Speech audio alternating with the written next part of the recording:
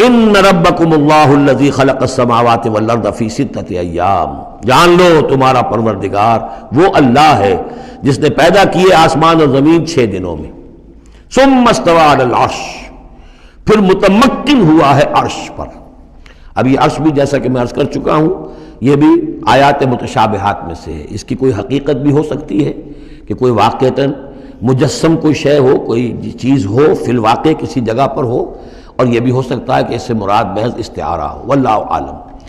عالم غیب کی یہ ساری خبریں جو ہیں یہ میں نے جیسا کہ عرض کیا یہ مستقل طور پر یہ تو آیات متشابہات ہی میں رہیں گی، یہ تو عالم آخرت میں داخل ہونے کے بعد ہی اس کے حقائق منکشف ہوں گے۔ البتہ جو سائنٹیفک فنومینا وغیرہ ہیں ان کے بارے میں تدریجاً بعض آیات متشابہات جو ہیں وہ اب محکمات کی شکل اختیار کر چکی ہیں، بعد اور کر لیں گی، واللہ عالم۔ یغشی اللیل النہار، وہ ڈھانپ دیتا ہے رات کو دن پر، یا رات کو ڈھانپ دیتا ہے دن سے، یطلبہ حثیثاً، اور وہ اس کے پیچھے لگا ہوا آتا دوڑتا ہوا، دن رات کے پیچھے رات دن کے پیچھے، والشمس والقمر، اور سورج کو پیدا کیا اس نے اور چاند کو، والنجوم، اور ستاروں کو، مسخرات بامرہ، اور یہ سب کے سب اس کے حکم سے اپنے اپنے کاموں میں لگے ہوئے ہیں، مسخر ہیں، جو بھی قاعدہ قانون ہے اس کی اطاعت کر رہے ہیں۔ الا لہ الخلق والامر، آگاہ ہو جاؤ اسی کے لیے ہے خلق اور اسی کے لیے ہے امر۔ یہ آیت جو ہے اس کے 2 مفہوم ذہن میں رکھیے، ایک تو ہے جو بہت سادہ ہے، سطحی مفہوم ہے، وہ بھی درست ہے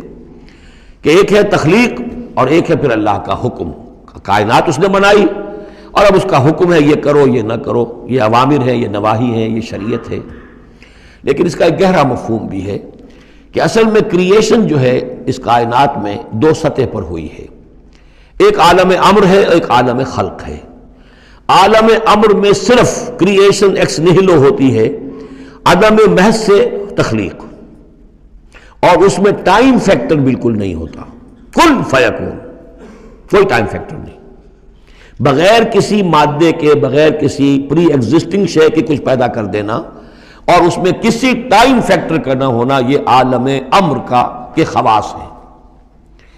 عالم خلق میں کسی شے سے دوسری شے بنتی ہے اور اس کے بعد اس میں ٹائم لازمن ہے۔ انسان ہے 9 مہینے رحم مادر کے اندر وہ بچہ رہے گا، 8 مہینے رہے 7 مہینے رہے، بہرحال اسے وقت لگے گا۔ آم کی گٹھلی ہے، اس آم کی گٹھلی کو درخت بننے میں کئی سال لگیں گے۔ آسمان اور زمین کی تخلیق ہوئی ہے 6 دنوں میں، ہمیشہ یہ اس کا ذکر ہوگا، اور ظاہر بات ہے 6 دن وہ ہمارے دن تو نہیں ہے،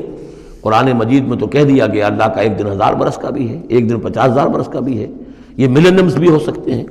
تو اللہ تعالیٰ نے بنایا ہے آسمان اور زمین کو 6 دنوں میں، تاحال یہ 6 دن ہمارے لیے یہ بھی آیات متشابہات میں سے ہے،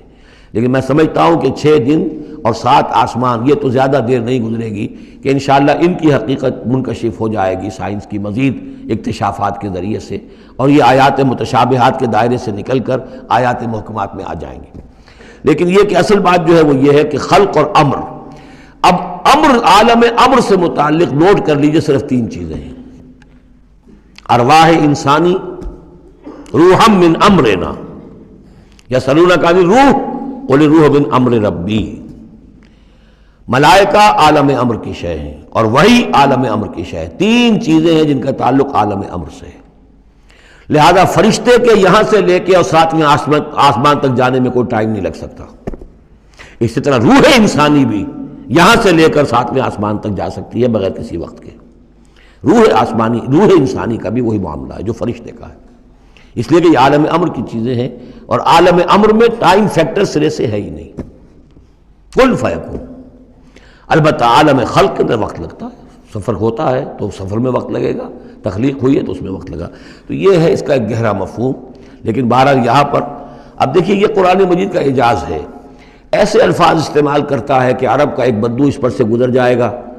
تو اس کو بھی کوئی پیچیدگی نہیں ہوگی۔ الا لہ الخلق والامر، اسی نے پیدا کیا، اسی کا حق ہے کہ حکم دے، بات صاف ہو گئی اور صحیح ہے، کوئی غلط بات تو نہیں ہے۔ وہ اپنی ذہنی سطح کے مطابق اس نے اس سے لے لیا، ہدایت پالی، مطمئن ہو گیا، چل پڑا۔ لیکن یہ کہ کوئی شخص فلسفی ہے، حکیم ہے، دانا ہے، وہ غور کرتا ہے، وہ دیکھتا ہے امر کا لفظ قرآن میں کہاں کہاں آیا ہے، کس معنی میں آیا ہے، کس کس جگہ پر آیا ہے، ان کو جوڑتا ہے، جوڑ کر نتیجہ نکالتا ہے، تو معلوم ہوتا ہے کہ یہ تو 2 بالکل ڈسٹنکٹ عالم ہیں ایک دوسرے سے۔ عالم خلق، عالم امر، اس کے قوانین جو علیحدہ ہیں، نوامیس علیحدہ ہیں، ان کے ضابطے علیحدہ ہیں۔ تبارک اللہ رب العالمین، بہت بابرکت ہے اللہ جو کہ تمام جہانوں کا رب ہے۔